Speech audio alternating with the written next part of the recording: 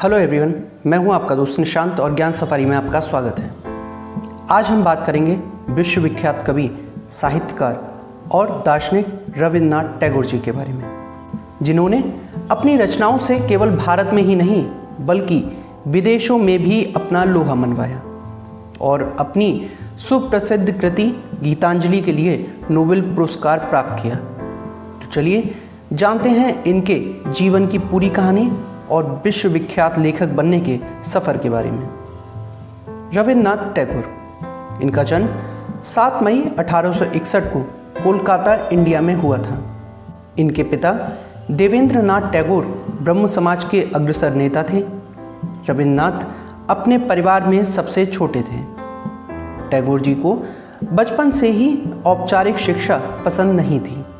इनकी माता का देहांत बचपन में ही हो गया था और पिता ब्रह्म समाज के नेता होने के साथ साथ एक दार्शनिक भी थे। इसीलिए इनका लालन पालन नौकरों के द्वारा ही हुआ। इनके पिता इन्हें बैरिस्टर बनाना चाहते थे, इसीलिए इनकी पढ़ाई के लिए 1817 में इन्हें इंग्लैंड भेज दिया गया, जहां इन्होंने लॉ की पढ़ाई शुरू की। लेकिन कुछ समय बाद ही इनका मन पढ़ाई से हटकर साहित्य में लगने लगा। इन्होंने वहीं रहकर शेक्सपियर तथा अन्य साहित्यकारों की रचनाओं को पढ़ा, जिन्होंने इनको एक साहित्यकार के रूप में बदलने में मदद की। टैगोर जी बिना कोई डिग्री लिए 1880 में बंगाल वापस आ गए। इंग्लैंड से वापस आने के 3 साल बाद अर्थात 1883 में इनका विवाह मृणालिनी देवी से हुआ।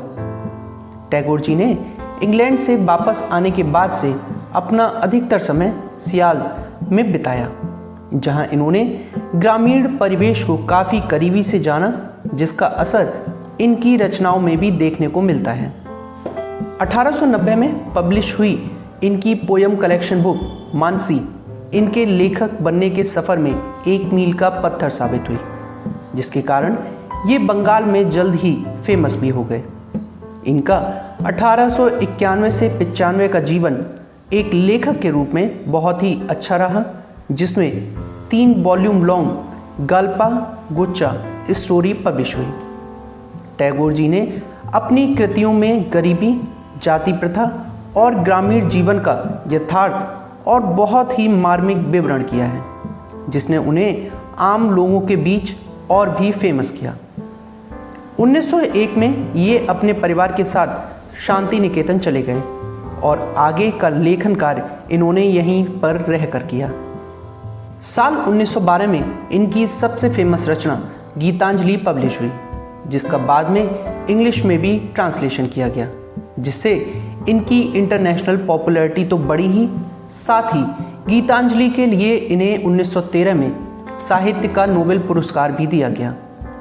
टैगोर जी साहित्य का नोबेल पाने वाले पहले भारतीय तो हैं ही, साथ ही पहले एशियन और पहले गैर यूरोपियन भी हैं। इन्हें मिलने वाले सम्मानों में नाइटहुड की उपाधि भी है, जो कि इन्हें 1915 में दी गई, लेकिन जलियांवाला बाग हत्याकांड के कारण 1919 में इन्होंने अपना विरोध जताते हुए इस नाइटहुड की उपाधि को वापस कर दिया। महात्मा गांधी जी इन्हें गुरुदेव कहा करते थे और इन्हें प्यार, शांति और कल्चर का मास्टर मानते थे। टैगोर जी एकमात्र ऐसे कवि हैं जिनके गीत आज 2 देशों के राष्ट्रगान हैं, जिनमें से एक भारत और दूसरा बांग्लादेश है।